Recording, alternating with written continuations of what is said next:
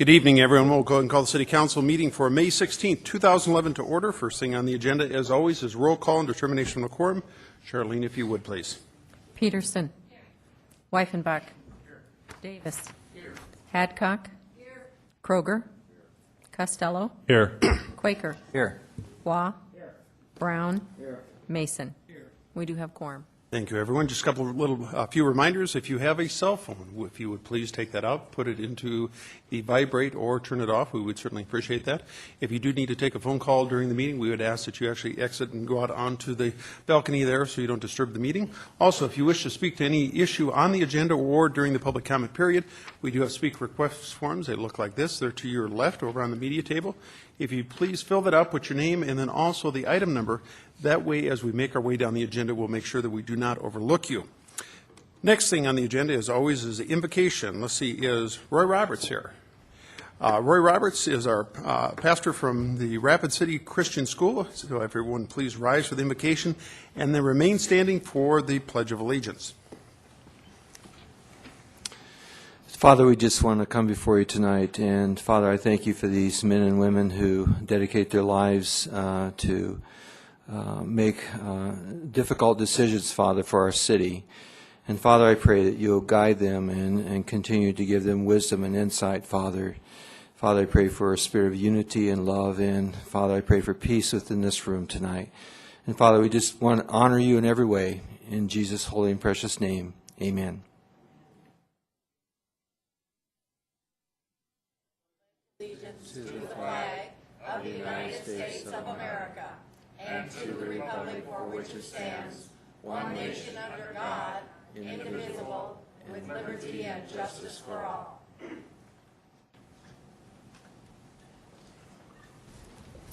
Thank you, everyone.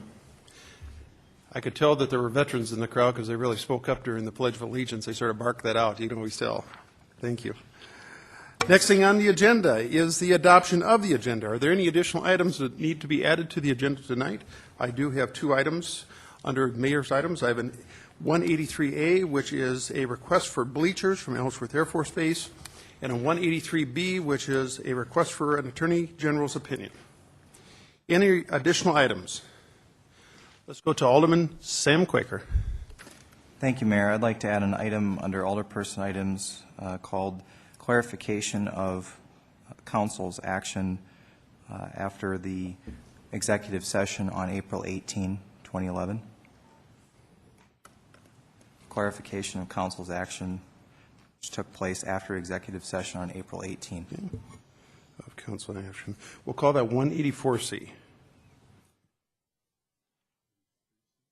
I'm sorry, 183C. Thank you for that catch. Any additional items? Any additional items? So far, we have the agenda as published with the addition of three items, 183A, B, and C. Any additional items to be added to tonight's agenda? If so, please turn on your light. Seeing none. Thank you. We have a motion and a second to approve the agenda as amended. Any discussion on that motion? Any discussion? Seeing none, all those in favor signify by saying aye. Aye. Opposed, motion passes. Thank you, everyone. Next, we move on to the approval of the minutes. The chair would look for a motion to approve the minutes of the April 25th, 2011 special council meeting and also the May 2nd, 2011 regular council meeting. We have a motion and a second. Any discussion on that motion? Any discussion? Seeing none, all those in favor signify by saying aye. Aye. Opposed, motion passes. We are on to awards and recognitions. We do not have any employee recognitions tonight, but we do have our Veteran of the Month, so I'll ask Chuck to come up and join me.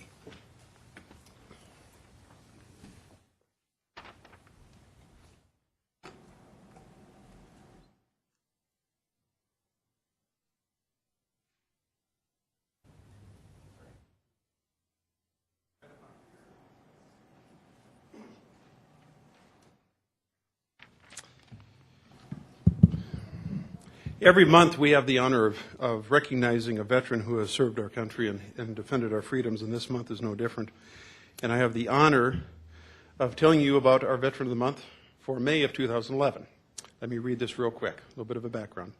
In partnership with the Veterans Coordination Commission, we're pleased to present the May 2011 Veteran of the Month recognition to Charles Chuck Ward. On his 18th birthday in 1951, so I guess we know how old you are, Chuck Ward joined the United States Marine Corps in Minneapolis, Minnesota.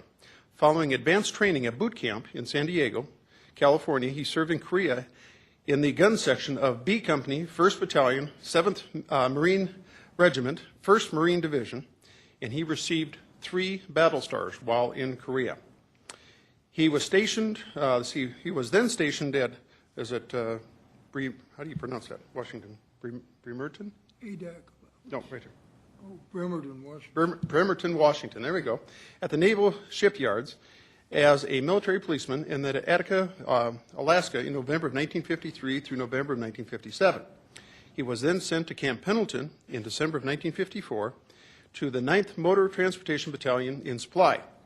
He then went to Camp Lejeune, North Carolina, returning to Camp Pendleton, where he worked with the atomic bomb tests at Desert Rock, Nevada in 1957.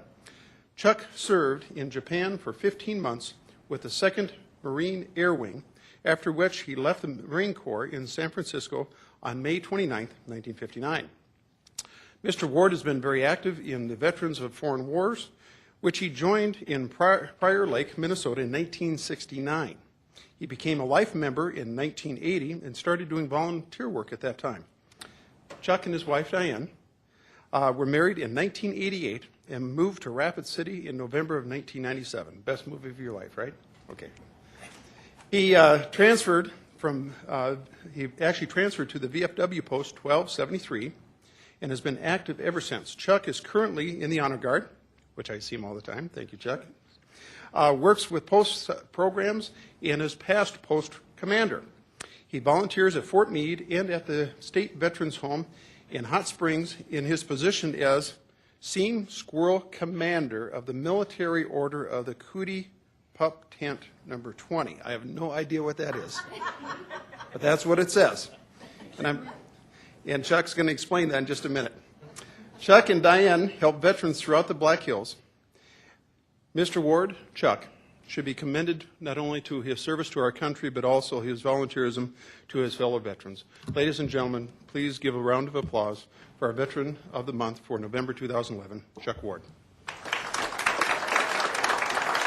Congratulations, Chuck.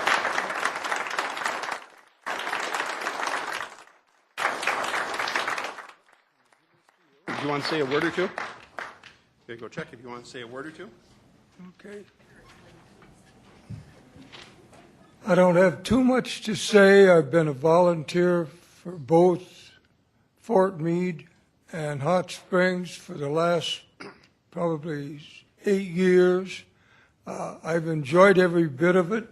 I was commander of the post here in Rapid City last year, which was a rough year, and even though I still enjoyed it, and I enjoy getting this award, as I have been a good veteran and a seasoned veteran, and I know what needs to be done. And I thank you people for electing me. Chuck, let's get a picture if we can. Why don't you come right over here?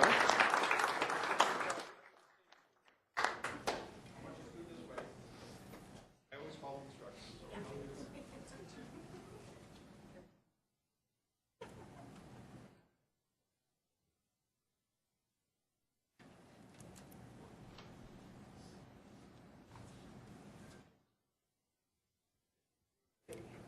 Mayor, the Cooties is the honored degree of the Veterans of Foreign Wars.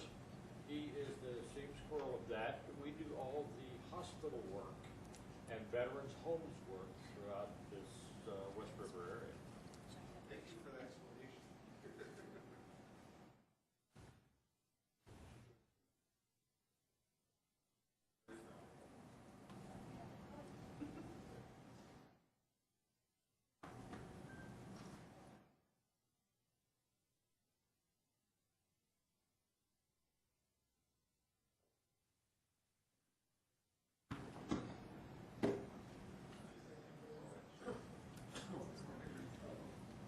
Let me get one more out of this.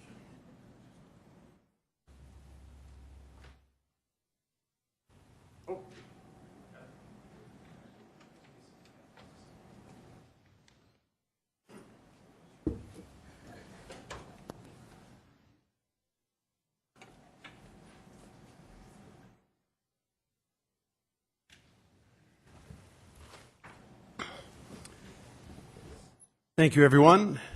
And there again, congratulations.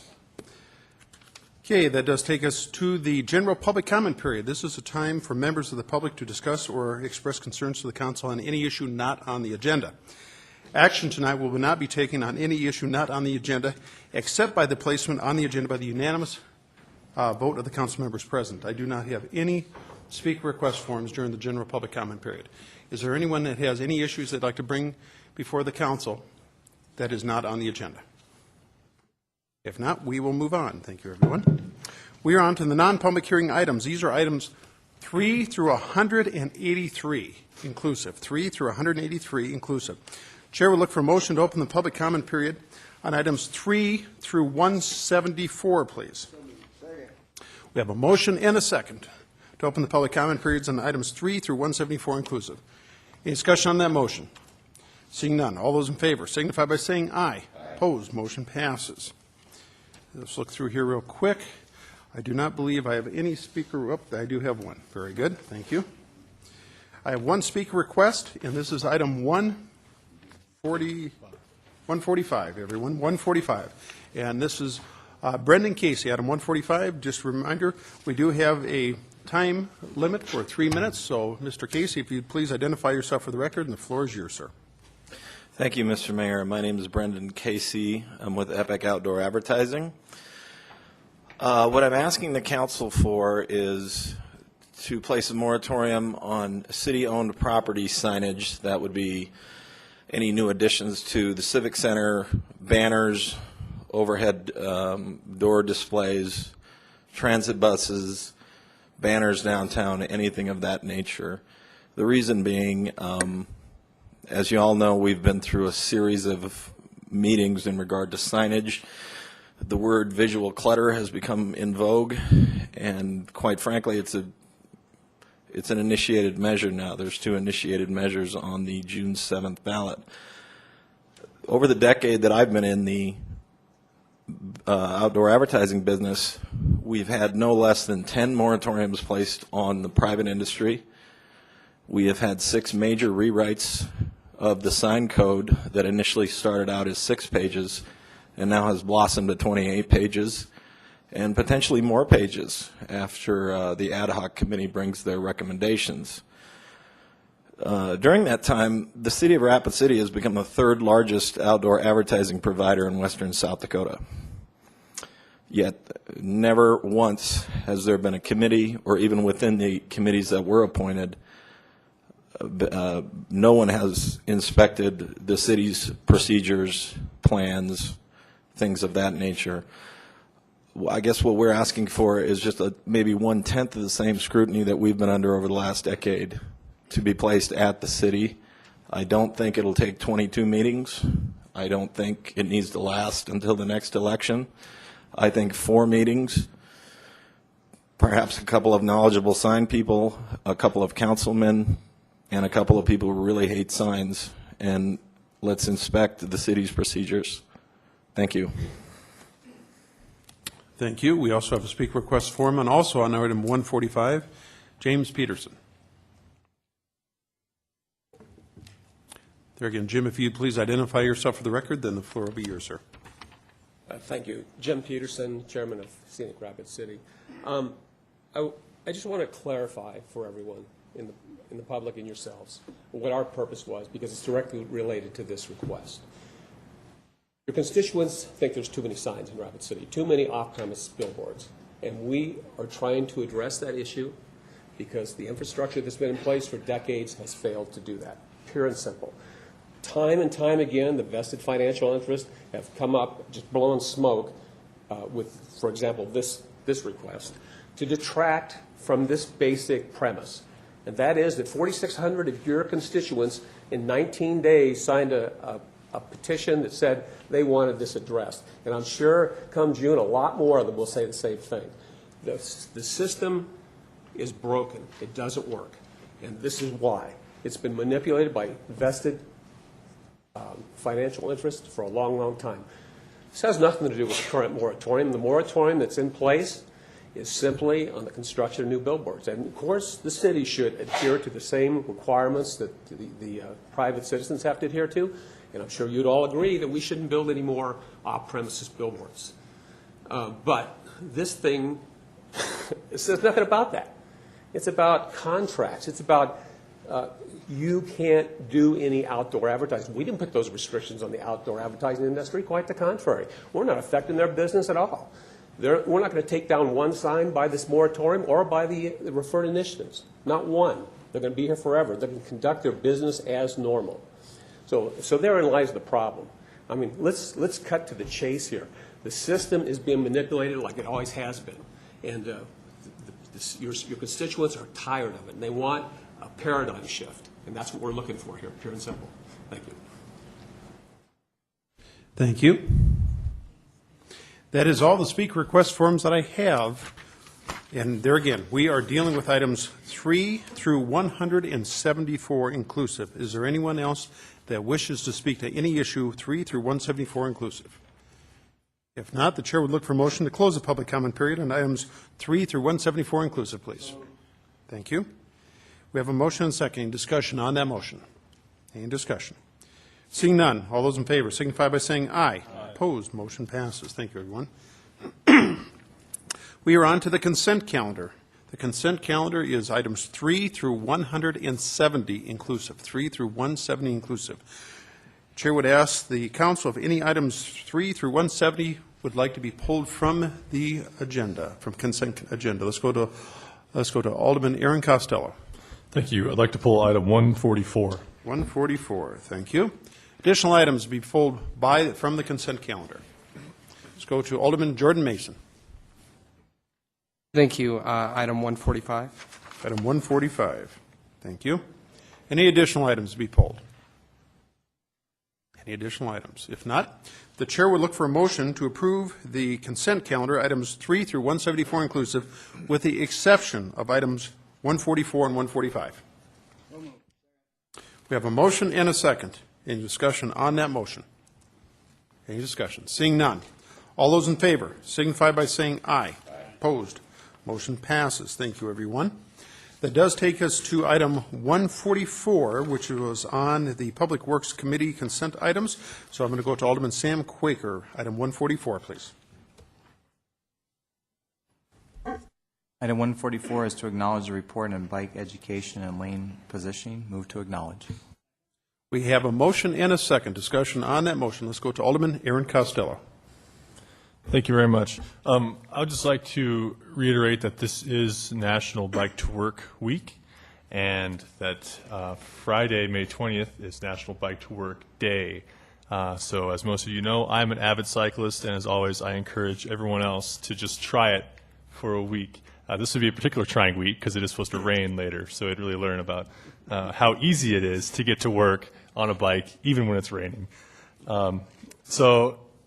And if one has the chance or the opportunity, I would encourage them to watch the videos from either the Legal and Finance or the Public Works meetings this previous week, because Jim Books, a certified instructor on how to ride your bike in traffic, gave 2 wonderful presentations outlining the laws that are in place and best practices. Just a great resource for anyone who's looking to learn more. On that note, I appreciate all the council members giving time this past week to a subject that's near and dear to me. So thank you. I yield. Thank you. We have a motion on the floor to acknowledge. Any further discussion on that motion? Any further discussion? Seeing none, all those in favor signify by saying aye. Aye. Opposed, motion passes. We're on to Legal and Finance Committee items. Items 145, and we'll go to Deb Hadcock, our Chair of Legal and Finance.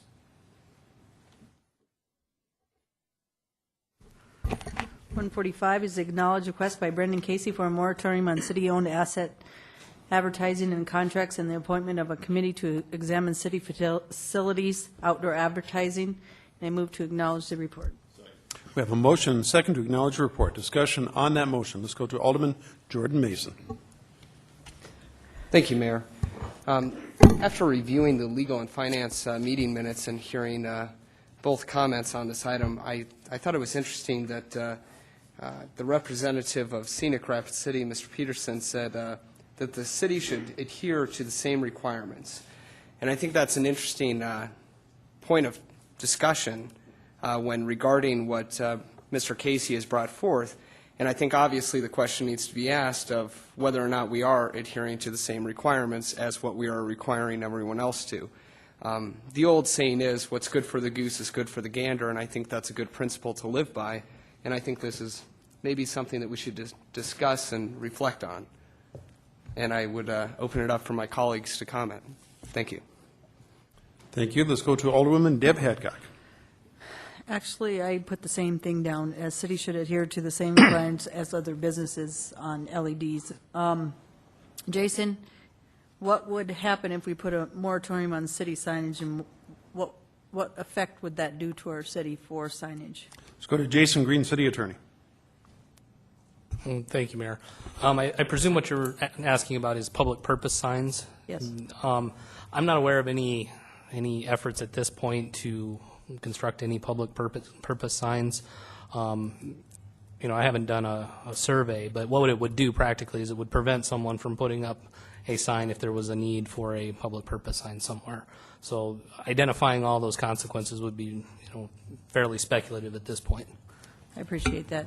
More questions, if I could? Yes, go ahead, please. So based on our process and procedure in our city sign code, the LED that's at the Civic Center is abiding by all the codes that we have for the city. Jason? It abides by the public purpose provision, which says essentially that it's exempt from all the rules. It's similar to any other public purpose sign. The School of Mines has some.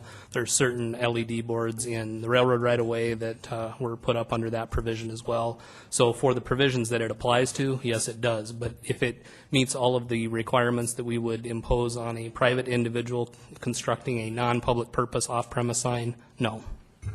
So the size of that sign, it built in the floodway, it built in a park, Memorial Park, none of that is in our code that we can and cannot do.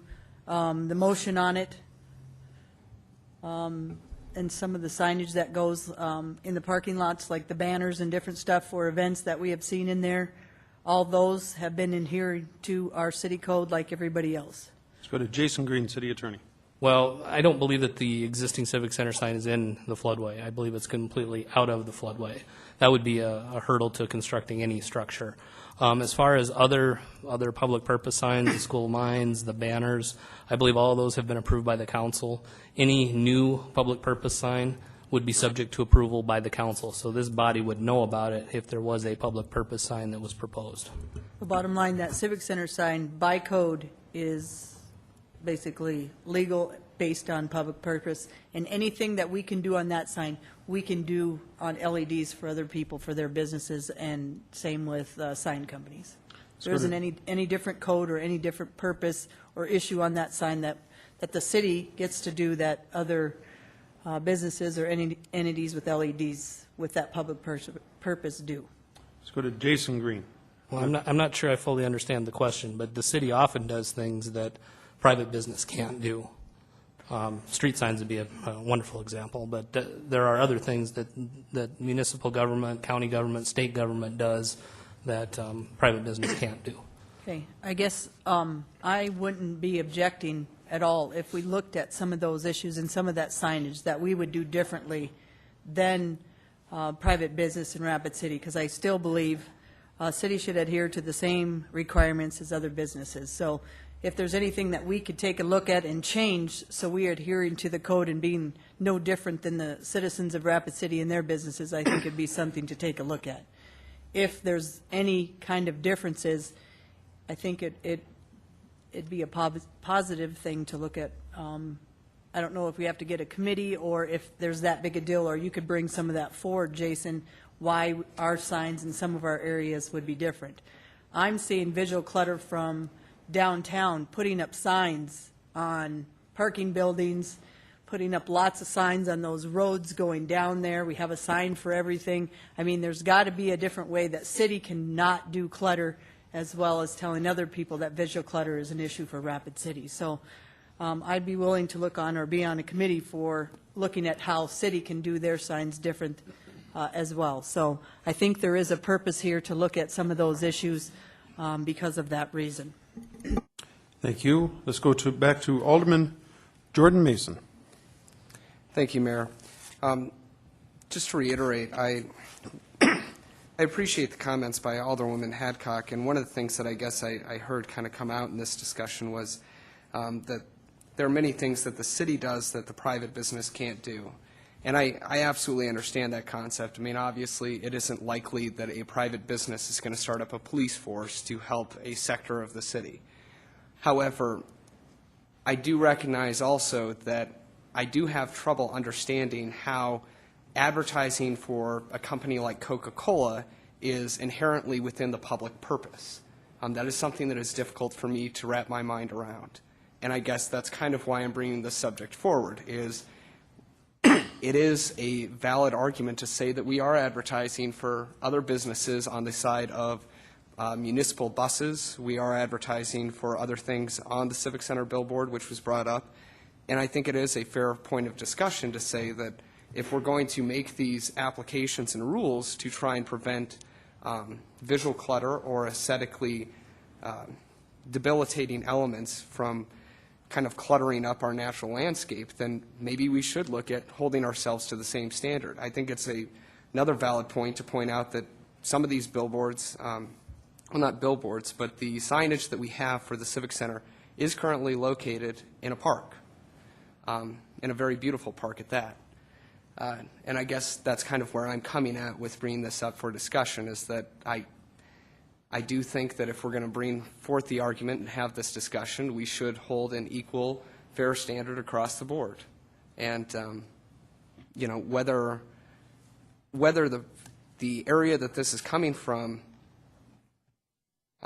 this argument is coming from, whether I agree with the reasons why it was brought forth or not, the argument itself is a fair argument. Thank you. Thank you. Let's go to Alderman Ron Weifenbach. Thank you, Mr. Mayor. I have a question for Jason Green. Okay, go ahead, please. Jason, I sent you an email, and I failed to retrieve it earlier, but one of the questions that I'd asked you was the section of code that dealt with the PSA signs and the banners downtown. Could you quote that for us, and so the audience will have an opportunity to look up some of that information? Mr. Green. Well, I don't have the section in front of me as I sit here right now, but I can tell you where it resides. It's in the municipal code in Chapter 1528. It's an exemption from the permit process for public purpose signs. It doesn't reference the PSAs at all. That was a special condition that the council imposed on the EPIC signs that were constructed in the railroad right-of-way to meet the requirement that they be for a public purpose. But other than that, the criteria really are whatever the council want them to be for any given sign. Thank you, Mr. Ron, Mayor. you I have still have a another question? question. The question would be is the sign task force that is bringing forward a recommendation we haven't seen yet, did they address these issues? Out in the public, I've gotten a lot of questions about this particular issue, and I'm not sure exactly how to answer them. You know, the Civic Center sign, how it operates, how it became a on-premise sign, if it's a flagpole type of plotting that took place, these types of questions that are there advertising, is it paid for, the banners that go up. I had mentioned 2 weeks ago, talking about the summer coming with these banners and the construction that's going on, how some of these businesses are going to operate with, you know, finding their businesses without this banner provision. And I thought that we would have something coming forward. But my question is, particularly when we talk about banners that are coming up this summer, is a nonprofit, is that a public event banner? How does that work? Can you explain that to me? Mr. Green. I presume you're referring to the banners in the downtown area? Wherever they are, if they're downtown or West Rapid or whatever they may be, wherever the you know, parade, whatever happens. Is there a special code for those banners, or? My understanding is that the banners, the only banners that we have that are available to nonprofits even would be the ones in the downtown area. Those were put up with concurrence of the council for the public purpose of advertising events in the downtown area, is my recollection. As for signage in the Civic Center, That would be subject to the control of the Civic Center Board, and I think it's important to keep in mind that that signage generates revenue that's used to offset the operating expenses there, and same is true for the transit and Absolutely. I don't think I even alluded to that question at all. I'm not for taking down that Civic Center sign. People have asked me that question. I have no interest in it. But the question to the public is, how does it operate? I think Mr. Peterson had mentioned earlier about the city adhering to the same rules that we require our citizens to. And that's the point I'm trying to get to. If it takes a committee to come out and maybe have some sort of presentation at the end that shows the facts on the situation, I could agree to that. As long as we're all trying to row the boat in the same direction, I could agree to something like that. So I guess I'll yield the floor to my colleagues, but thank you. Thank you. Motion on the floor is to acknowledge. Further discussion? Further discussion? Mr. Mason, you've already spoken twice. Sorry about that. You can't yield that. The council would have to take a motion to actually waive the rules. No, he's spoken twice. It's not that he ran out of time. We have a rule. If the council would like to take it up and allow Mr. Mason to speak 3 times, that would require waiving the rules. Let's go to Alderman Sam Quaker. And to speak for a third time for 5 minutes. Okay, very good, thank you. We have a motion and a second to, and just so you know, it can't be specific. What we would be doing is waiving that for all city council members, so it's not councilman specific. And that would be to allow for additional discussion, and there's not going to be a cap on it, so everybody can talk as much as they want. Any discussion on that motion? Is there any discussion on that motion? Let's go to Alderman Aaron Costello. Thank you, Mr. Mayor. Just some clarification. Is this just for this item, or is this for the remainder of the meeting? I'm going to go to Mr. Green. Once we do this, we probably need another motion to actually take that off the table so we don't have unlimited debate throughout the rest of the council. Is that correct? Council meeting? I think that you would need to vote to reimpose the rules. Essentially, the motion is to waive the rules at this point. Okay, very good. Everyone clear on that? Thank you. Very good. All those in favor signify by saying aye. Aye. Opposed? Motion passes. Thank you, everyone. Now, Mr. Mason, sorry about that, but procedurally I needed to do that. Let's go to Alderman Jordan Mason. Thank you, Mayor. I want to first pass on the information dealing with the public purpose sign area with our code, and that's found in 15.28.8080, Section 10 of our municipal code and ordinance. The other aspect that I wanted to touch on is I would like to entertain the idea of actually moving this to the next Legal and Finance meeting for further discussion to keep the topic alive and maybe continue to investigate this idea. And I would ask one of my colleagues to maybe consider making that motion. Thank you. Thank you. We have a motion and a second to place this item on the next Legal and Finance Committee meeting. Any discussion on that motion? We're dealing with a substitute motion here, everyone. Any discussion on that motion? Let's go to Alderwoman Bonnie Peterson. Thank you. I'd like some clarification from Mr. Mason. And that is, are you wanting us to put a moratorium on city-owned asset advertising and contracts? Or are you suggesting that we consider an appointment of a committee to examine city facilities? Outdoor advertising. My understanding is the motion, and I'm going to go to Mr. Mason here in just a second. My understanding of the motion, the way it was made, was to do nothing more than actually place this item back on Legal and Finance. I don't think there was anything past that, but I'll go to Mr. Mason for the intent. Thank you, Mayor. And that is my intent, is, as the Mayor stated, is mostly to discuss specifically the comments of making sure that the city is adhering to the same requirements that we're asking everyone else to adhere to, and to possibly investigate that. Okay, because I was wanting clarification because this already came through Legal and Finance. So I was just wanting to make sure what part of it we were going to focus on. Thank you. Okay. Everyone clear on the motion? Motion on the floor is to place this item back on the Legal and Finance Committee meeting. Seeing no further light, I'm going to go to Alderman Sam Quaker. Made it by at the wire. Thank you, Mayor. I would just ask that someone from the Civic Center be present at that meeting. Okay. Very good. Okay, further discussion. The motion, just a reminder, the motion is to actually place the item on the agenda, and that is the motion on the floor, if we could limit the discussion to that. So to Alderman Ron Weifenbach. Thank you, Mr. Mayor.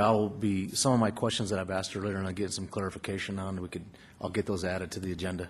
Yep. Thank you. Very good. Let's go to Alderwoman Deb Hadcock. I have to agree with that on just, again, what we're looking for, at least I'm looking for, is what difference on signage and what areas are, and why are they different than city having the same requirements as other businesses, and why those businesses or those banners or those signs, it's not specifically to the Civic Center, but just in general, why government's signage is different, because some of the stuff makes total sense why it is. We just need to know, and the public needs to know why that is for their purpose. Thank you.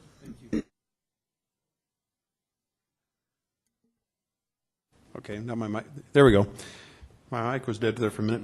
Let's see, the motion on the floor is to place this on the Legal and Finance Committee agenda. Any further discussion? I have no further lights. All those in favor signify by saying aye. Opposed, motion passes. Thank you, everyone, for the discussion. That does take us to the end of the consent calendar. We are on to the continued consent calendar. These are items 171 through 174 inclusive. I will ask Patsy, do we need to pull any of those? How about from the council? Let's go to Alderman Bill Waugh. Thank you, Mayor. I was just going to make a motion to place our rules and procedures back. Very good. Let's take that up. Okay, we have a motion and a second to reinstitute the rules, reinstate the rules.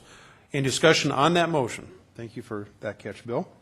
All those in favor signify by saying aye. Opposed, motion passes. Okay, we are on the consent, let's see, the continued consent items, items 171 through 174, and I do not see any to be pulled. Let's ask one more time. Patsy, we're good? And how about from the council? Very good. The chair will look for a motion to approve the continued consent items, items 171 through 174, per the recommendations on the printed agenda. We have a motion and a second. Any discussion on that motion? Any discussion? Seeing none, all those in favor signify by saying aye. Opposed, motion passes. That does take us to the end of the continued consent items. We're on to the non-consent items. These are items 175 through 183 inclusive. 175 through 183 inclusive. The chair would look for a motion to open the public comment period. We have a motion and a second. Any discussion on that motion? Any discussion? Seeing none, all those in favor signify by saying aye. Opposed, motion passes. I do have two speaker request forms on items 179. 179, everyone. And the first one is from Kyle Comez. Did I pronounce that correct? Okay. Kyle, why don't you go ahead and come forward, and the floor will be yours. There again, just a reminder, we do have a time frame of 3 minutes, and so if you watch the lights, once it's turned yellow, you have about 30 seconds. But Kyle, if you please identify yourself for the record, and the floor is yours, sir. Okay. I'm Kyle Comas. I'm here to talk about a bending sidewalk permit. I don't really have anything to add to it. I just want to let you know that I was available for questions, if you had any. Very good. When we get to that, if they do have any questions, they'll call you up, Kyle. Okay. Thank you. We also have a speaker request form also on item 179 from a Bradley Douglas. There again, Mr. Douglas, if you please come forward and identify yourself for the record, and the floor will be yours. My name is Brady Douglas, without the L. And I wanted to speak on the same thing, except for I don't really have anything to add. I'm available for any kind of questions you might have. Very good. I assume that you're in support of the proposal, and if there's any questions, I'll certainly call you up. Very much in support. Thank you. Very good. Thank you for being here tonight. I do not have any additional speaker request forms on items 175 through 183. Is there anyone else in the audience that wishes to speak to any item on the agenda, items 175 through 183? Now, the chair would look for a motion to close the public comment period on items 175 through 183 inclusive. We have a motion and a second. Any discussion on that motion? Seeing none. All those in favor signify by saying aye. Aye. Opposed, motion passes. We are on to the non-consent items, items 175, and we'll go to Alderwoman Deb Hadcock. 175 is first reading of ordinance number 5724, and ordinance amending section 17.06 of the chapter 17 of the Rapid City Municipal Code, rezoning the within described property as requested by Centerline from Flump and Lump LLC for a rezoning from Park Forest District to Medium Density Residential District located north of intersection of Founders Park Drive and Philadelphia Street. And I move approval. We have a motion and a second for approval of first reading of ordinance number 5724, item 175. Any discussion on that motion? Any discussion? Seeing none, all those in favor signify by saying aye. Opposed, motion passes. Item 176, please. Sorry, I forgot to ask who's Flump and Lump. Okay.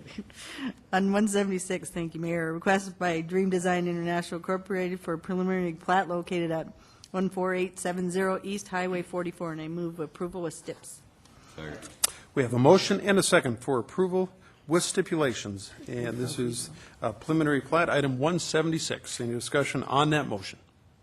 Any discussion? Seeing none, all those in favor signify by saying aye. Opposed, motion passes. 177, please. 177 is a request by Spurlet Consulting Incorporated for OTS Incorporated for a preliminary plat located west of the intersection of Overview Lane and Nugget Gulch Road, and I move approval with STIPs. We have a motion and a second for approval with stipulations. This is a layout plat, item 177. Any discussion on that motion? Any discussion? Seeing none, all those in favor signify by saying aye. Opposed, motion passes. Item 178, please.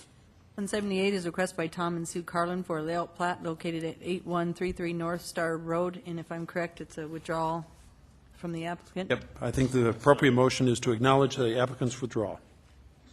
Okay. Second. We have a motion and a second to acknowledge the applicant's withdrawal. In discussion on that motion, let's go to Alderman Ron Weifenbach. Thank you, Mr. Mayor. There may be some people in the audience on this item, so if they understand, if there is anybody in the audience. Oh, okay. Thank you. Yep, I had no speaker request for him, so. Okay, the motion on the floor is to acknowledge the applicant's request to withdraw the application. Any discussion on that motion? Seeing none, all those in favor signify by saying aye. Opposed, motion passes. Item 179, please. 179 is an application by Kyle Combs for sidewalk vending license, and I move approval. We have a motion and a second. Any discussion on that motion? Let's go to Alderman Ron Weifenbach. Thank you, Mr. Mayor. I have a question for Mr. Green. Okay. Oh, I'm not sure where he went. Mr. Green, you're being paged. There we go. Thank you. There he is. Okay. He could hear us anyway, I guess. But the question I have is this vending license, how long is it good for? Let's go to Jason Green, City Attorney. We're dealing with items 179. This is the vending license. I believe it's for a year. I believe that is correct. Then it has to be renewed, or is there a fee that they got to pay again next year? Or Mr. Green. There is a renewal fee. they have to go through the, I'm sorry, Mr. Mayor. Go ahead, I'll go please. through you. Is there do they have to go through the application process each time? Yes. Mr. Green? There's an application they fill out for renewal also, yes. Okay. Thank you. Thank you. Motion on the floor is for approval. Any discussion on that motion? Let's go to Pauline Sumpton, our City Finance Officer. Oh, Mike, please. Thank you, Mr. Mayor. Just for clarification, the application, although Kyle is the main applicant, it is for the business of Fantasy Franks, which is a partnership, so Mr. Douglas is part of that partnership. Okay. And also, according to the license, it does expire December 31, so it's not like it's effective today and it expires in a year from today. It does expire at the end of the year. Okay, so it expires on an annual basis, end of the year. Okay, very good. Any further discussion? Motion on the floor is for approval. This is item 179. Let's go to Alderman Aaron Costello. Thank you. I would just like to thank Mr. Gomez and Mr. Douglas for all the information they supplied. It's pretty much build your own cart based on everything you put in, so we appreciate that. Thank you. Okay, very good. We look forward to the Franks. Any further discussion? Motion on the floor is for approval. All those in favor signify by saying aye. Aye. Opposed, motion passes. We're on to the Public Works Committee items, items 180, and we'll go to Alderman Sam Quaker. Item 180 is information meetings. Yield to the floor. Okay. Let's see. Let's go to, I believe, Mr. Mason. This was your item. Let's go to Alderman Jordan Mason. Thank you, Mayor. I brought this item up on the last Public Works Committee meeting to discuss the possibility of bringing back informational meetings for the council. There's been a number of issues that we've been faced with that, well, needless to say, they are complex and involve processes and or procedures and or laws that have been, at a minimum, confusing. And I know that for myself, there's been times that I've been looking around for ways to get a hold of information to further investigate these issues. And after talking to some previous council members, one of the things that they have said that was helpful for them, and other council members have also said this, was the ability to have information meetings to bring certain topics up so that we, or people that are interested on the council, can become better educated and acquainted with those subject matters. A couple of the issues that I was told from some previous council members were the scheduling of those meetings was an issue for a lot of council members, given that it was scheduled usually the middle of the work week and at noon. And another issue was the relevance of the information presented. There were some that felt that some of that information wasn't necessary or wasn't an upcoming pressing issue. And I guess what I'm really asking for here is to at least consider the possibility of maybe bringing back informational meetings for the council, but more on an as-needed basis. For example, if we were facing an issue involving bidding laws, maybe a number of us council members could request that we have an information meeting to further explore state bidding laws and proper process and procedure involving that. And I would yield to the floor for any other council member to discuss this. Thank you. Okay, very good. Further discussion. There is no motion on the floor, so we'll just have this as sort of an open discussion. Let's go to Alderman Gary Brown. Thank you, Mayor. A concern I'd have for this, and I don't know if Alderman Mason wants to answer this or not. If we're going to have an information meeting, I think it'd have to be for a specific topic. Because one of the concerns I would have has been brought up by other people. On one hand, we talk about how we're trying to watch budget, we're trying to cut costs and everything else. You start getting informational meetings, it's going to involve staff, department heads, other people. You're going to be looking at possibility of overtime. And I think it's going to have to be something for a very specific topic and for a set time and not just every month necessarily. So I have some concern about it, not against the idea, as long as there is a proven need to have it. Thank you. Thank you. Further discussion. Let's go to Alderman Bill Waugh. Thank you, Mayor. I'll make the motion to bring back informational meetings on an as-needed basis with the requirement that there is a specific topic and that the current council leadership at that time make the deciding factor whether we have the informational meeting or not. Thank you. Okay, we have a motion and a second, and that is to allow for informational meetings on an as-needed basis and with a specific topic. Okay, let's go to Alderwoman Deb Hadcock. Actually, I'd like to thank Jordan Mason for bringing this up, because I actually liked going to the informational meetings. Some of the things people didn't think important actually were very important. I think every one of them were important. I believe it'll be a positive, and it can even be better, like you said, and make it specific and do things just maybe a little bit different, that there might be a majority of the council members that want that information. So it does work really well. Thank you. Thank you. Any further discussion? Motion on the floor is to basically allow for informational meetings on an as-needed basis as long as there's a specific topic, and that was to be cleared through council leadership. Did I hear that part of the motion? Okay, very good. Thank you. Seeing no further lights, all those in favor signify by saying aye. Aye. Opposed, motion passes. Thank you, everyone. We're on to the bids. Pauline, did we catch you off guard? I know we're moving pretty quick tonight.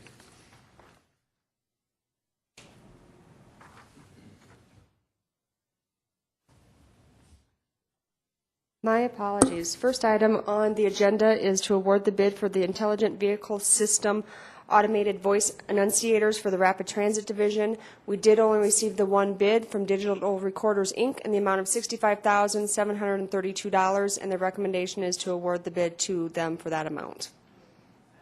We have a motion and a second to award the bid to Digital Recorders, Inc. for a grand total of $65,732. Discussion on that motion. Let's go to Alderman Aaron Costello.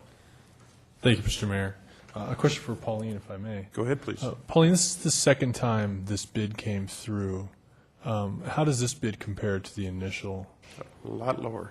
Pauline. Thank you, Mr. Mayor. If I remember correctly, the original bid was about double this price, and Mr. Ellis could clarify that. About $130,000 or $140,000. Okay. Yeah, Mr. Ellis, if you could just maybe reiterate what led to us rebidding this. Let's go to Robert Ellis. Pauline's correct. I believe it was pretty close to double the price that we're seeing tonight.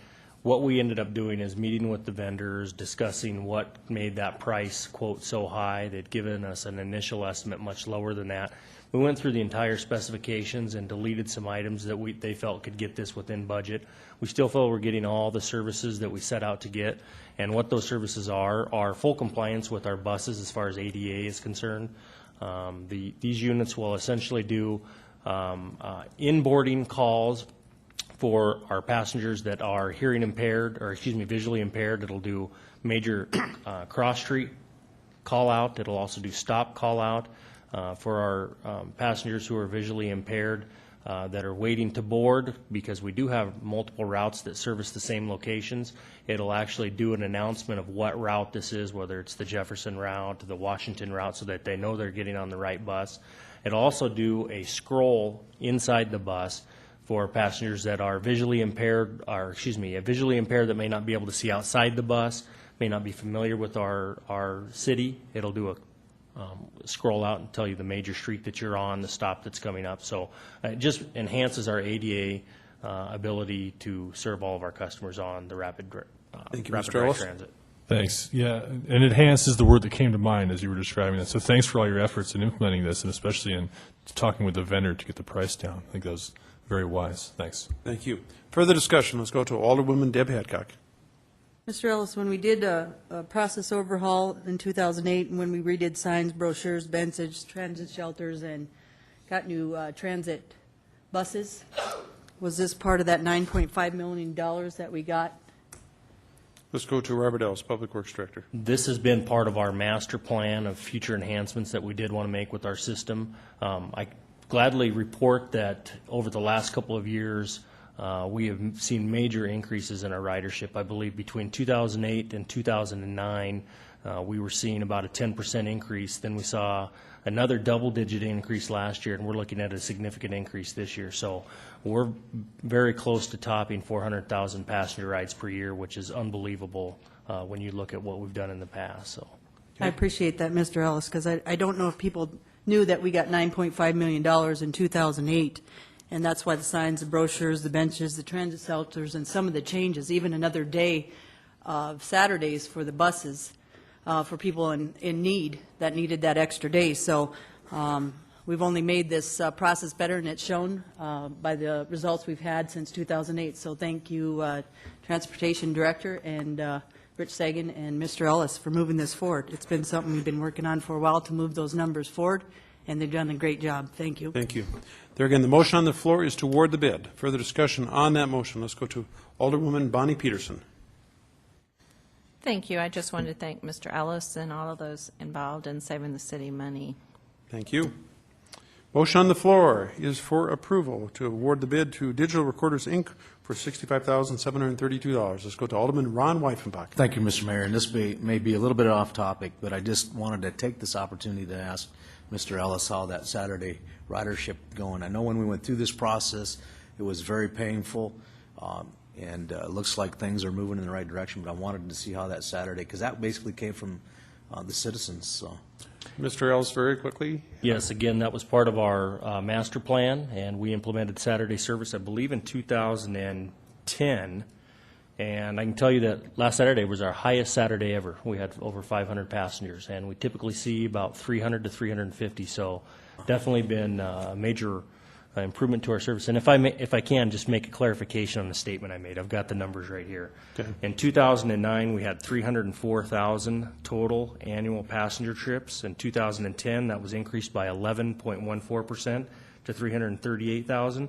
And we are tracking this year with another 13.6% increase, and we're going to be well over 400,000. Okay. So those are the exact numbers. Thank you. Motion on the floor is to actually award a bid, even though it's very good information.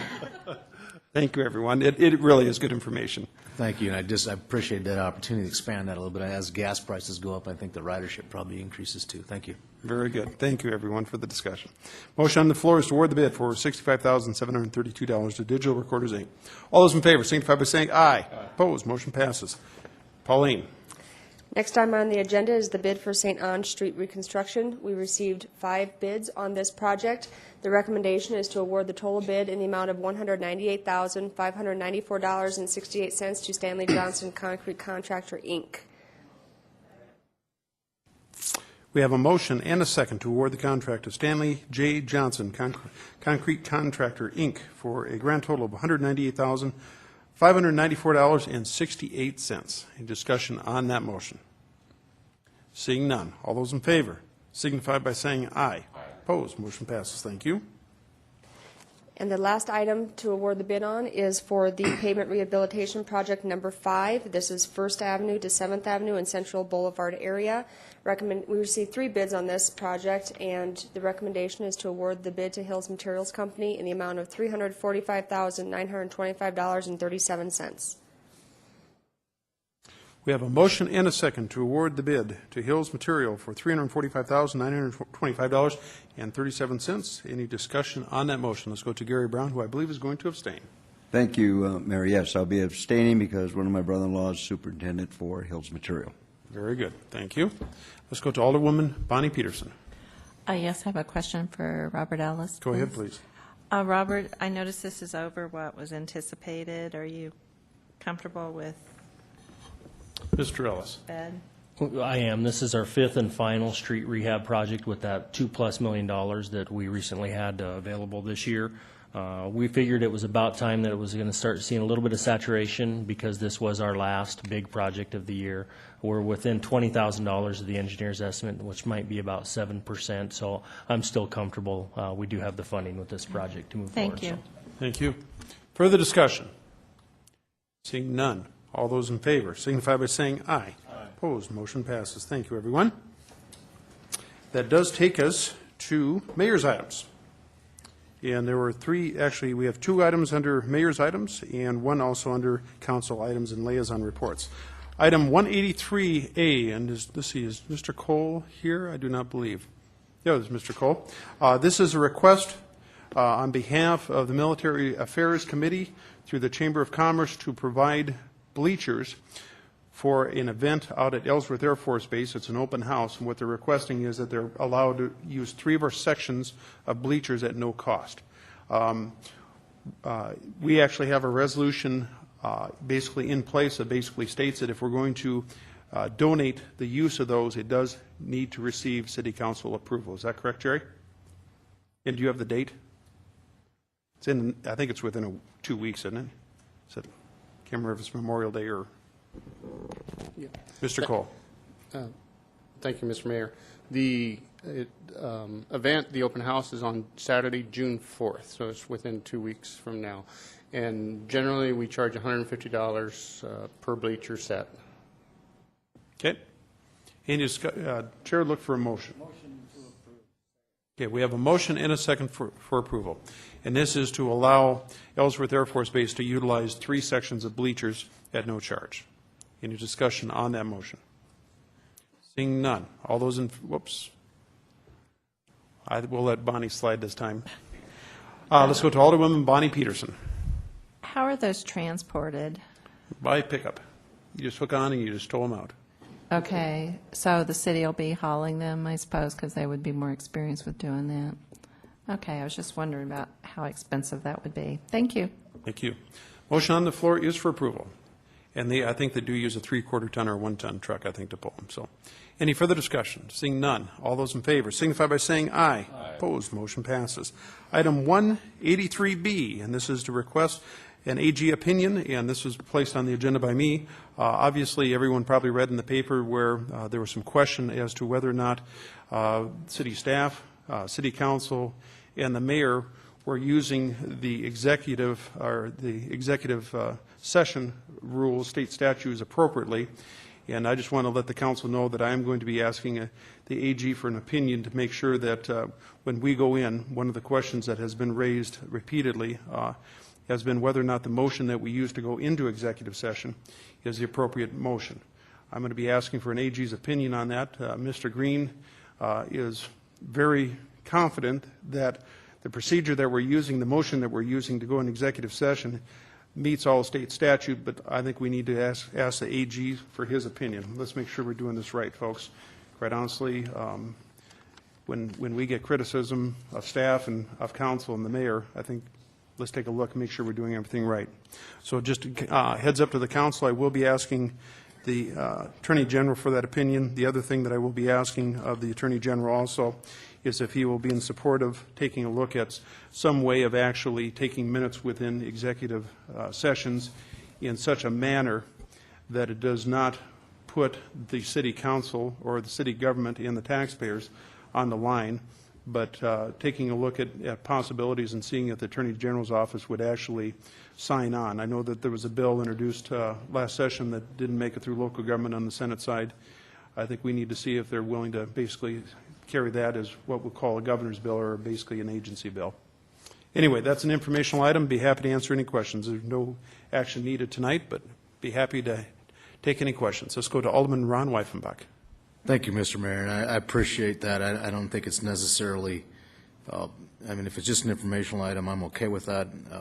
I think the question is not whether it's legal or not. I think it's the question of whether the public deserves the right to know. So I just want to put that out there, in my opinion. Thank you.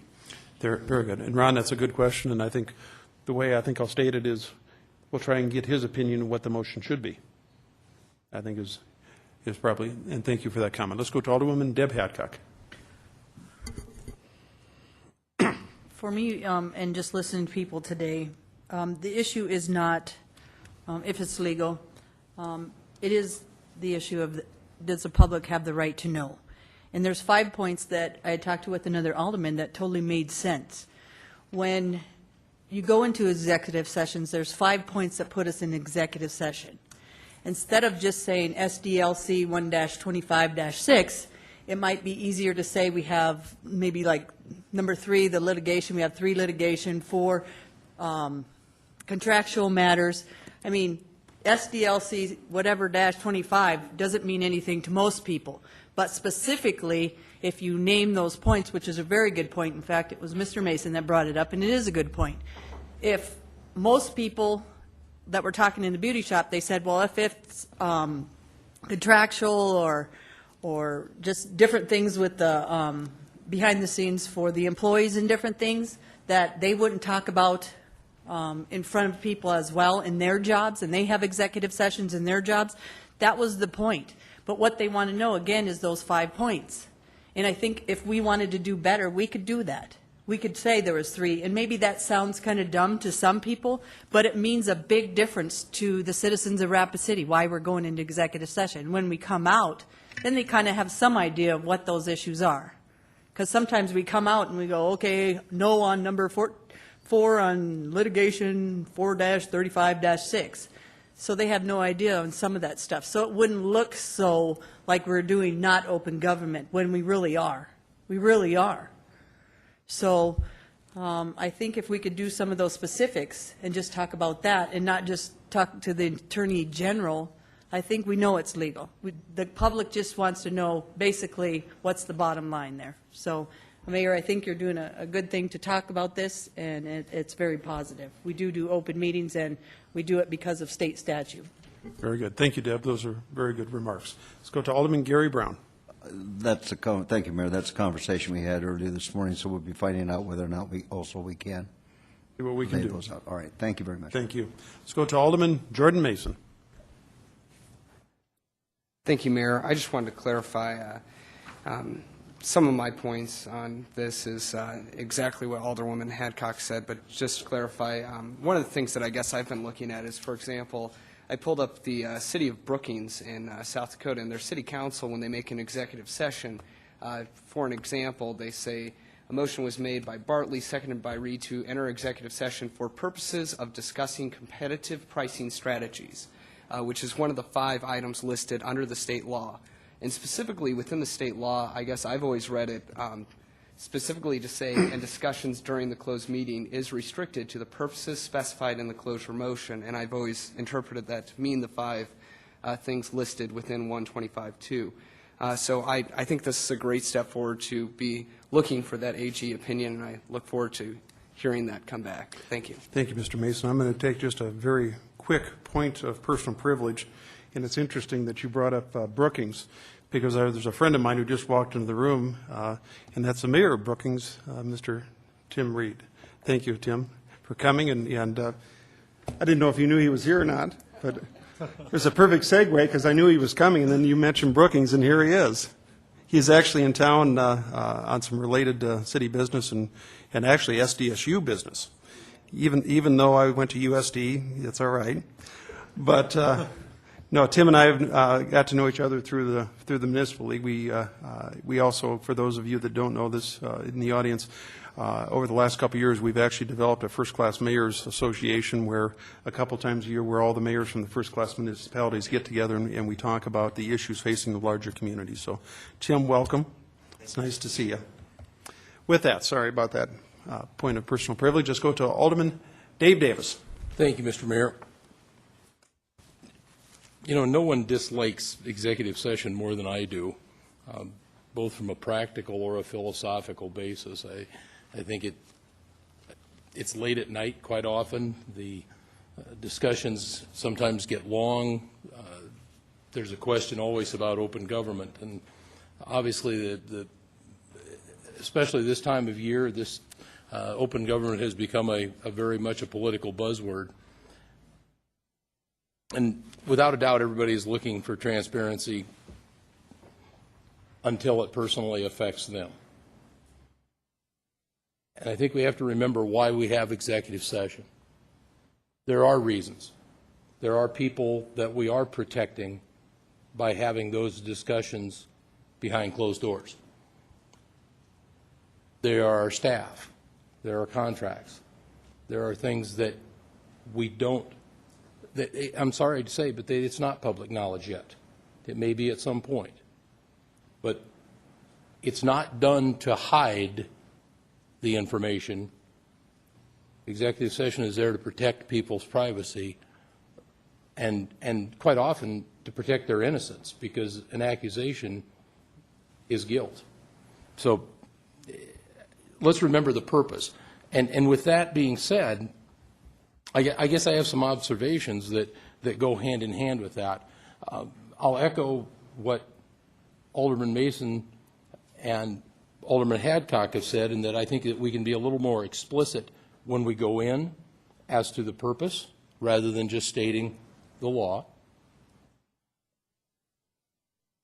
But with that being said, in the last almost year that I've been on the council, every time that we have gone into executive session in my memory, and it has been often, sometimes for the same reason, because we've had repeated issues that have come up, but every time that we've gone in, there seems to have been, in my opinion at least, a legitimate reason to discuss it once we're there.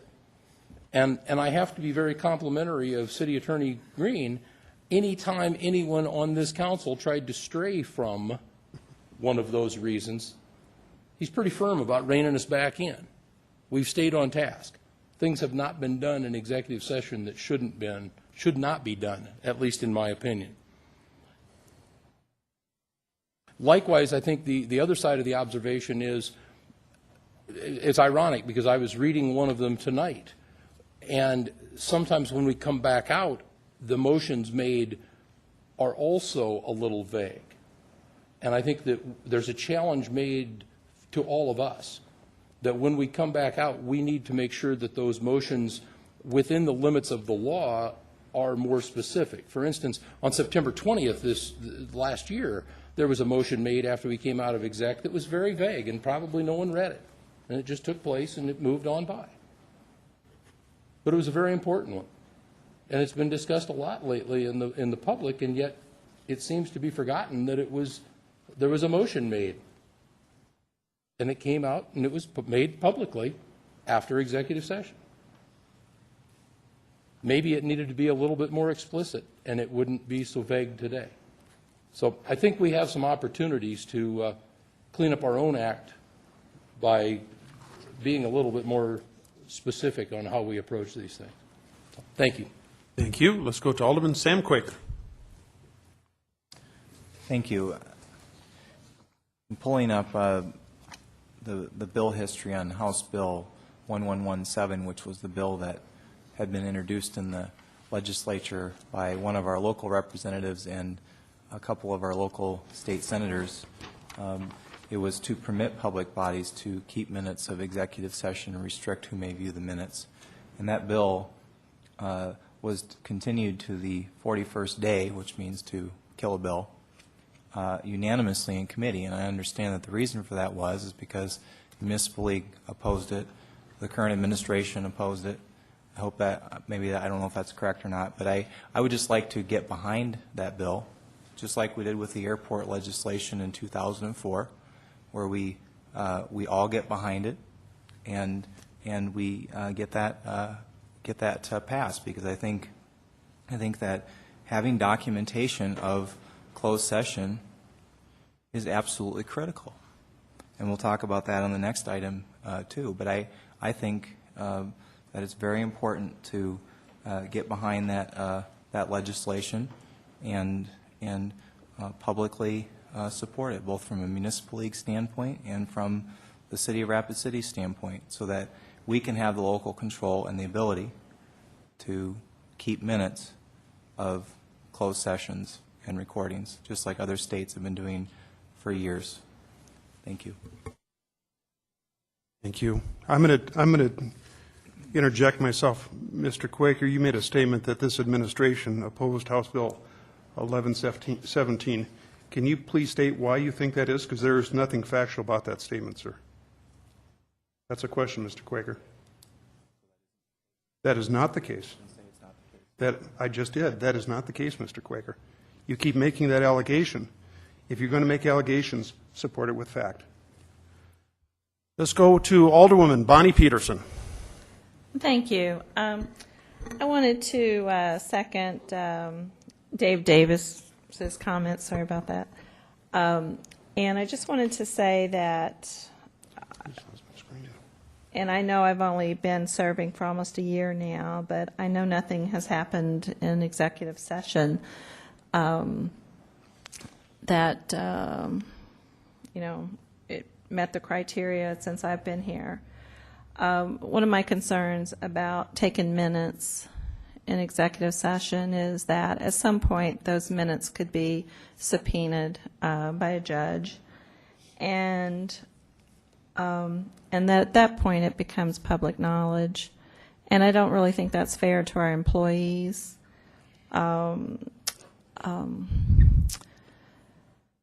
Unless there's some way to take minutes without naming names. But because then, again, accusations that are false all of a sudden become as though they're true. And so even though I'm very much for open government, I think it's not fair to our employees to risk having their names later published. And anyway, so I have concerns about that. But, Mayor, I'm also glad that you're taking this, because I do think it's a fair request to have at least the general topic mention what we're going to be discussing. Thank you. Thank you. Let's go to Alderman Ron Weifenbach. Thank you, Mr. Mayor. I think this is a perfect example of why it is necessary to eliminate as much as possible executive session. I appreciate the Journal hammering us on this, keeping us in check. I think it's a part of a procedure that needs to take place.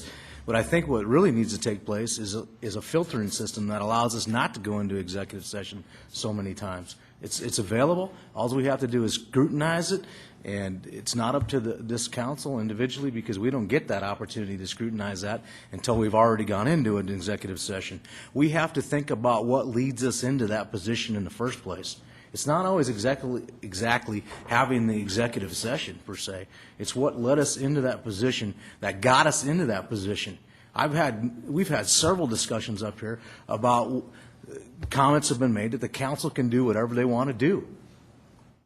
And at the sake of, that's just not the way it is. It's eliminating those executive sessions before they happen. It's not whether they're legitimate to go in there or not. It's a privilege for us to go into that situation. Yeah, we do got to protect the rights of anybody who's personnel and those types of things. We have an HR department, we have a legal service department here. I mean, there's a lot of reasons, there's a lot of filters that can keep us from going into that executive session in the beginning. It's very important to have this conversation and that we have this information available to the public and have this kind of a debate about it. So I don't think that we should be pointing any fingers at anybody. Let's have the debate. Let's don't defend it. Let's look at it and see how we can make it better. Simple solution to me. Thank you.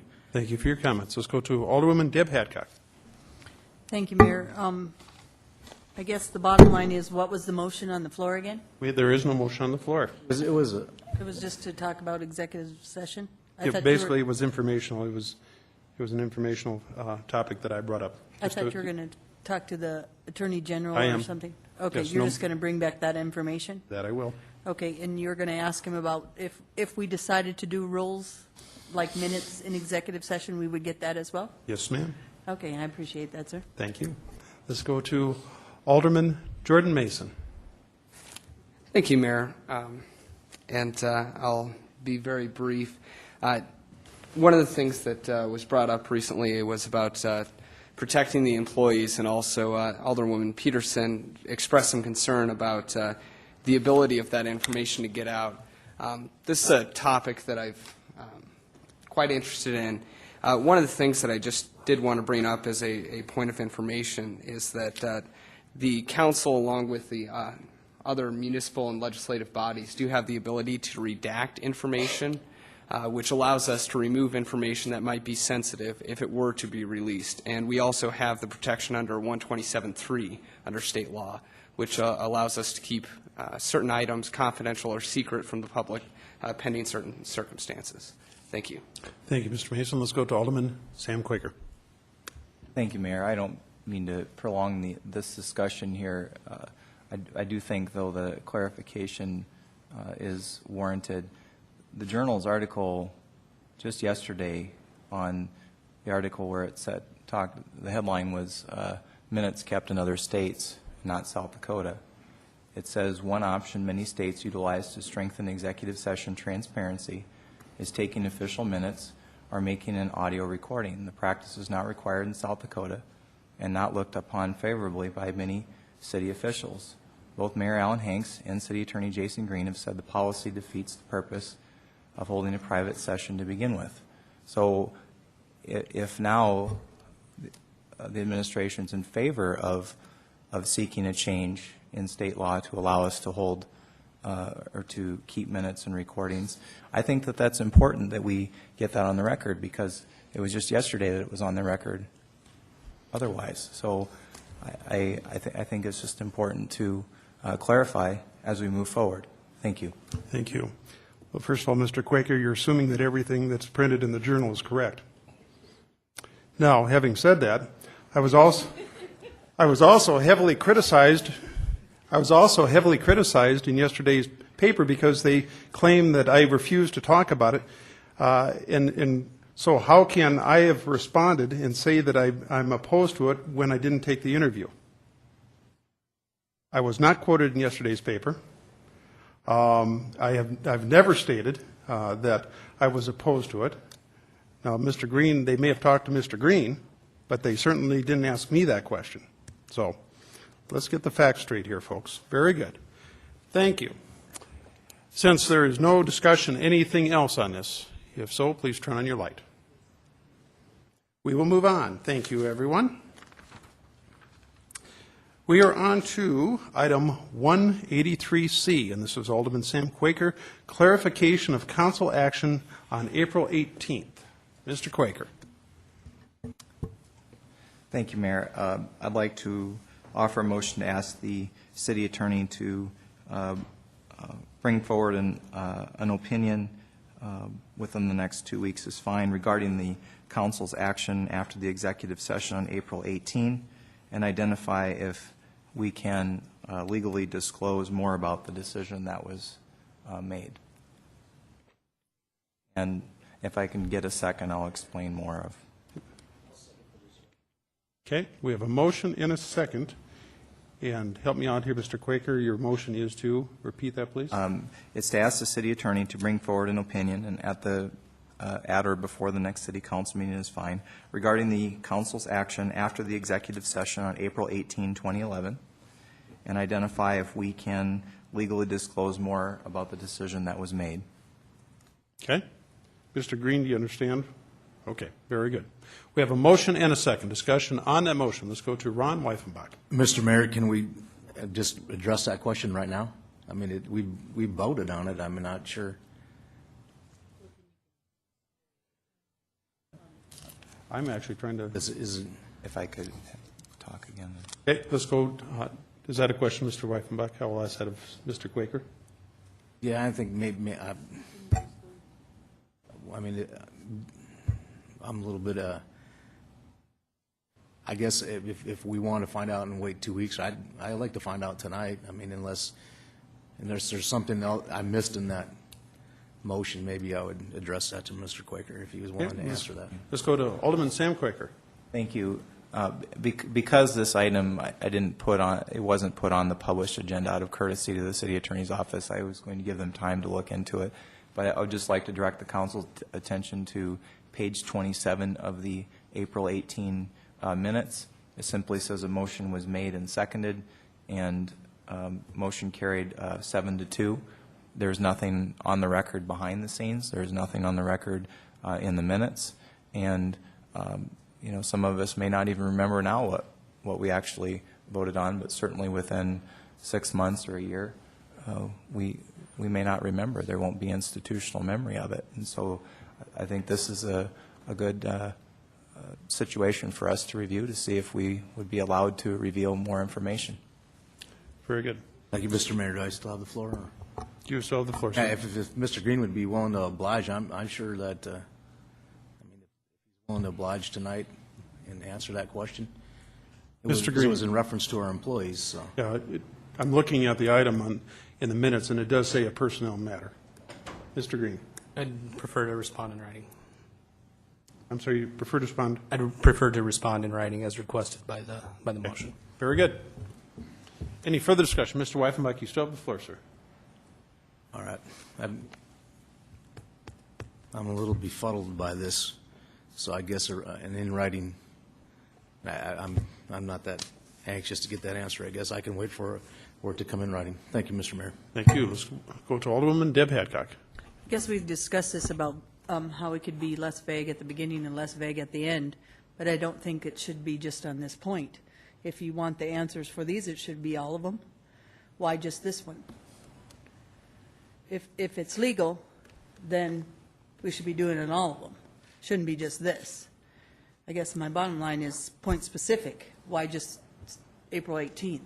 If you want to do this, guys, let's do it across the board.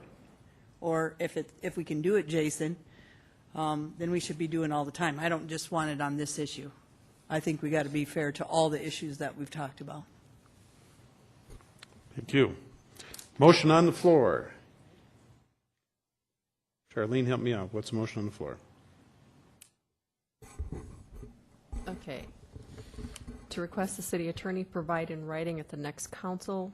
To the council? To the council. It says next council. Regarding action taken at the April 18th executive session, determine if more of the action taken can be disclosed. Okay, very good. Let's go to Alderman Ron Weifenbach. Thank you, Mr. Mayor. I think this is one of those items that could be talked out in the public, but that's my opinion. But I don't have a legal opinion in the matter, and that's one of the issues that we have here. But if he's going to do an opinion on this, I would hope that he would take the time to explain why this. If or whatever he comes to his conclusion, that he explains to us how he came about that conclusion. Mr. Mayor, if that would be appropriate to add into that, so I want to make sure that's clarified. Okay. Very good. Motion, everyone clear on the motion? Motion on the floor is to request a response from the city attorneys to see if we can further explain the action that was taken at the April 18th meeting. Further discussion? Seeing none. All those in favor signify by saying aye. Aye. Opposed? Motion passes. Thank you, everyone. That does take us to the continued, public hearing items 184 through 231 inclusive. Chair would look for a motion to open the public comment period on items 184 through 231 inclusive, please. We have a motion and a second. Any discussion on that motion? Any discussion? Seeing none, all those in favor signify by saying aye. Aye. Opposed, motion passes. Let's see, I have no speaker request forms on any items 184 through 231 inclusive. So we'll move on. This is time during the council meeting that we do leave the public comment period open. We are on to the continued public hearing consent items, items 184 through 186. And I'll turn to Patsy. Do we need to remove any of those? How about from the council? Seeing none, the chair would look for a motion to approve the continued public hearing consent items 184 through 186 per the recommendation on the agenda. We have a motion and a second. Any discussion on that motion? Any discussion? Seeing none, all those in favor signify by saying aye. Opposed, motion passes. That does take us to the end of the continued public hearing items on the consent. Chair would look for a motion to close the public hearing on items 184 through 231, please. We have a motion and a second. Any discussion on that motion? Any discussion? Seeing none, all those in favor signify by saying aye. Opposed, motion passes. We're on to the consent public hearing items, items 187 through 223. Chair would ask if any of those items need to be pulled from the consent public hearing. There again, items 187 through 223. Let's go to Alderwoman Bonnie Peterson. Okay, 187, thank you. How about any other items? There again, we're dealing with items 187 through 223. Let's go to Alderman Ron Weifenbach. Thank you, Mr. Mayor. Just a point of clarification. The chief's okay with all these then, if they're not? Thank you. Very good. Thank you, everyone. Chair would look for a motion to approve the consent public hearing calendar, items 187 through 223 inclusive, with the exception of 187. We have a motion and a second. Any discussion on that motion? Any discussion? Seeing none, all those in favor signify by saying aye. Aye. Opposed, motion passes. We're on to item 187. Deb, would you please read that in?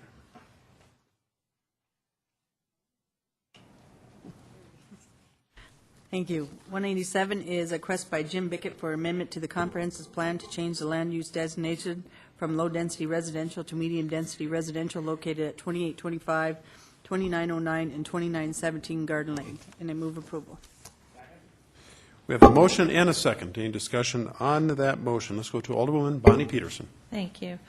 I'd like to ask Ms. Horton about, when you look at the aerial photograph of this, you see that there's kind of an odd shape, and I'm wondering what that is right there in the middle. Patsy? That is a piece of property that belongs to a separate individual other than the applicant. Right, but how is it zoned? Low-density residential. And is this the area that has come before the council in the past, not too recent past, about the homeowners not wanting more trailer parks in their area? Patsy? The homeowners participated, some of the adjacent property owners had participated in the discussion with the future land use committee, and they were in support of the proposed apartments that Mr. Bickett is considering. There was no. You said they were in. I guess that's what's being built there, planned as apartments, and so they're going to have apartments all around that house, like on, you know, how it kind of makes that U. Yes. Is that the plan? Would you like me to pull the map up real quick? Well, I have the map, but I'm just wondering.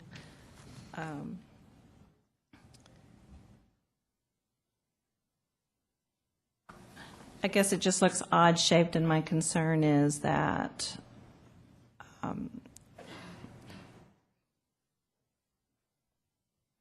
that the homeowners there would not like what we're about to do. This particular property owner, within that little U area, has not submitted any information on whether they supported or opposed this request. And they would have been notified? Yes. Anything else, Bonnie?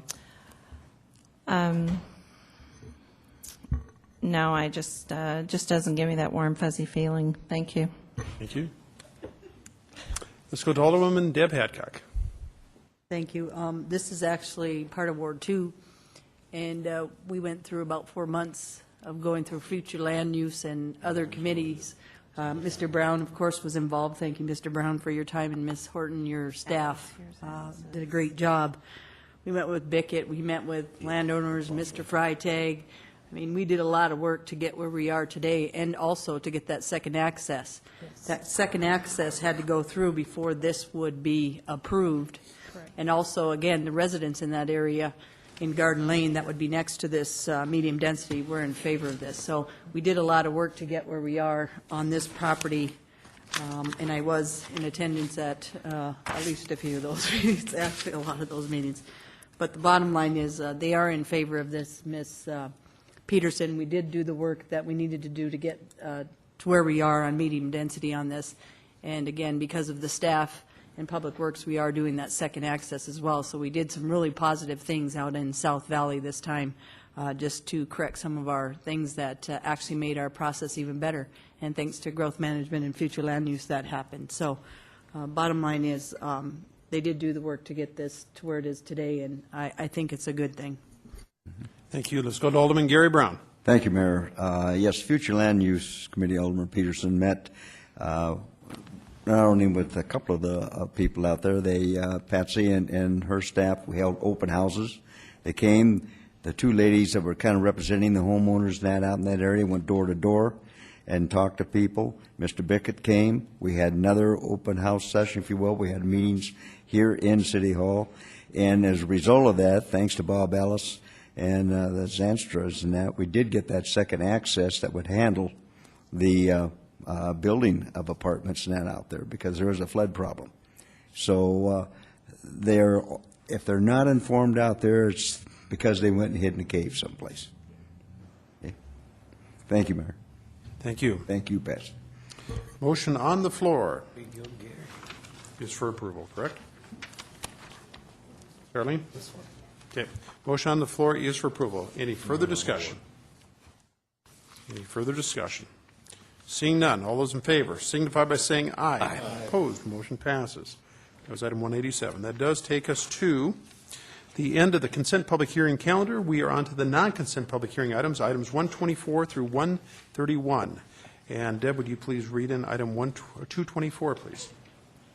224 is authorize the mayor and finance office to sign a waiver of right to protest a future assessment for installation of pavement, curb, gutter, sidewalks, street light, conduit, water, sewer along the section line highway and aviation road, and to waive the requirement to install curb, gutter, sidewalk, street light, conduit, water, sewer along Airport Road, located at 14870 East Highway 44. And I move approval.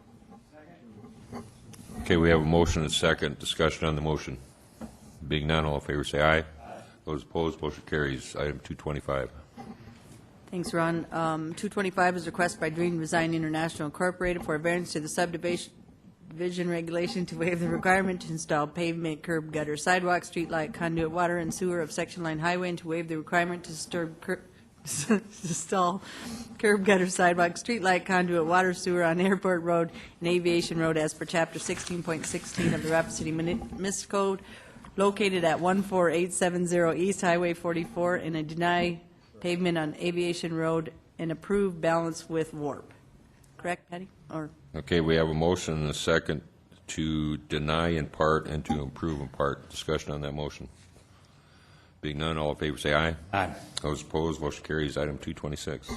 Thank you, Ron. 226 is authorize the mayor and finance office to sign the waiver right to protest a future assessment for installation of curb, gutter, sidewalk, street light, conduit, water, sewer, and pavement along North Star Road, and install curb, gutter, sidewalk, street light, conduit, water, sewer, and additional pavement along Moo Meadows Drive, located at 8133 North Star Road. And if I'm correct, they withdraw their request. So be denial, or what do we say, Patsy? Acknowledge the applicant's request to withdraw. Okay, that'd be my motion. Okay, we have a motion. Discussion on that motion. Being none, all in favor say aye. Those opposed, motion carries. Item number 227. 227, a request by Tom and Sue Carlin for a variance to the subdivision regulation to waive the requirement to install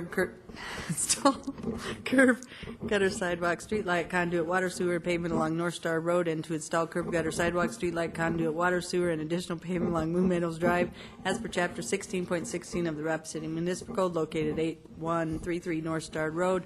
Same thing, withdrawal, acknowledge the withdrawal request from the applicant. Okay, we have a motion and a second to acknowledge the applicant's request for withdrawal.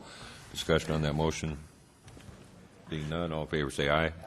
Those opposed, motion carries. Item number 228. Ms. Hadcock. Thank you. Second reading of ordinance number 5718, an ordinance amending section 17.06 of the Chapter 17 of the Rapid City Municipal Code, rezoning the within described property as requested by Jim Bickett for a rezoning from low-density residential district to medium-density residential district located at 2825, 2909, and 2917 Garden Lane, and I move approval. Okay, we have a motion and a second for approval. Discussion on that motion. Being none, all in favor say aye. Those opposed, motion carries. Item number 228. 229?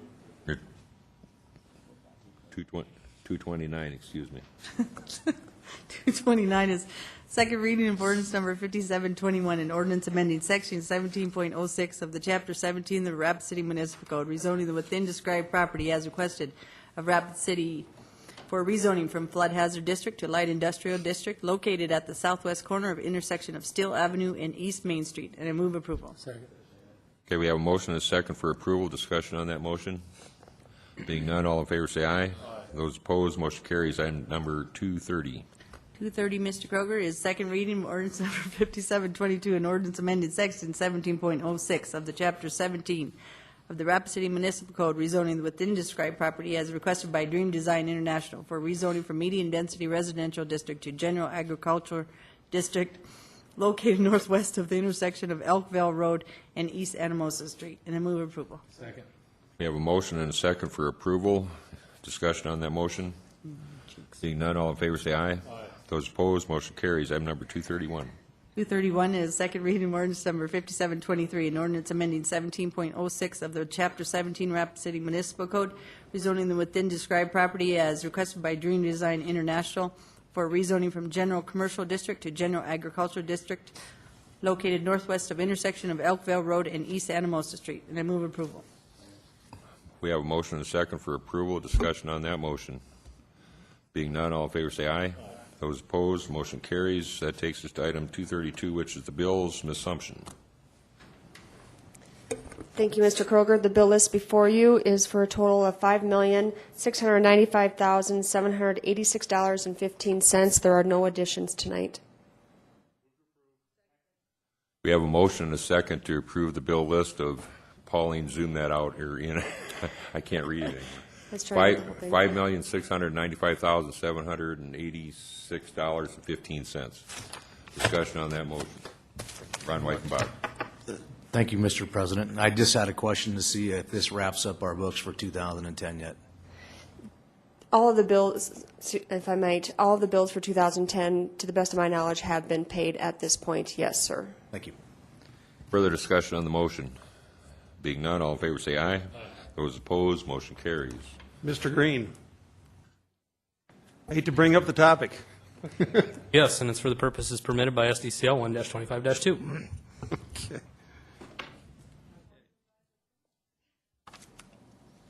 Can we have a motion, please? Okay, we have a motion and a second to go into executive session for the purposes provided by SDCL-1-25-2. Let's go to Alderman Sam Quaker. Thank you, Mayor. I would like to offer an amendment to the motion to require the subsection to be identified, either 1, 2, 3, 4, and 5, or a combination. Okay, we have a motion and a second. Any discussion on that motion? This would be a substitute motion to go into executive session and have clarifications as far as what it is. Or no, we're going to take this up as, what we'll do is we'll take it up whether or not it's appropriate if the council wants to go that direction. Okay? Discussion on that motion. Substitute motion is to identify the reasons why we're going to an executive session. Let's go to Alderman Ron Weifenbach. I'm not sure of the motion. Can the motion maker explain? And is it just to identify as a personnel issue or one of the 5 things? If that's what the case is, I can support that. Okay, I believe that's the motion. Alderman Quakers, that's very good. Thank you. Okay, let's go to Alderman, whoops. All those in favor signify by saying aye. Aye. Opposed? Motion passes. Mr. Green, please identify. 3, item 3, very good. Which, can you please identify what item 3 is, please? Is that personnel or is that contractual or? Consulting with legal counsel or reviewing communications from legal counsel about proposed or pending litigation or contractual matters. Okay, very good. All those in favor signify by saying aye. Aye. Opposed? Motion passes. Thank you, everyone. We are in executive session.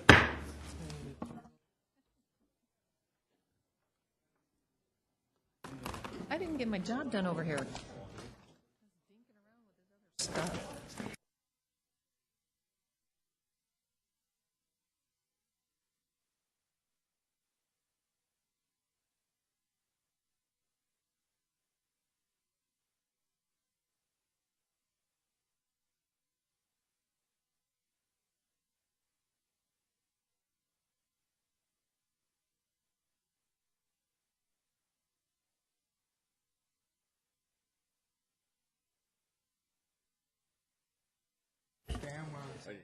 None of your business. Yep. When I went to McCuskey's funeral,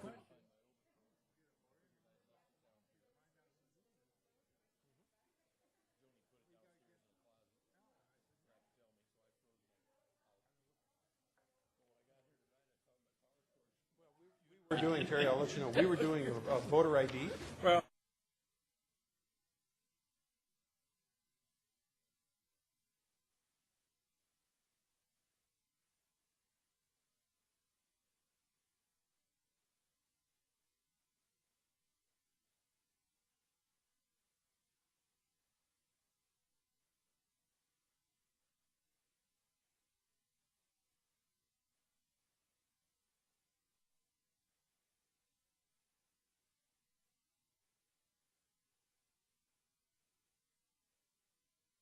Executive session. We have a motion and a second. Any discussion on that motion? Seeing none, all those in favor signify by saying aye. Aye. Opposed? We're out of executive session. Move to adjourn. We have a motion and a second to adjourn. Any discussion on that motion? Seeing none, all those in favor signify by saying aye. Aye. Opposed? Motion passes. Thank you, everyone. Look at that. 8:50.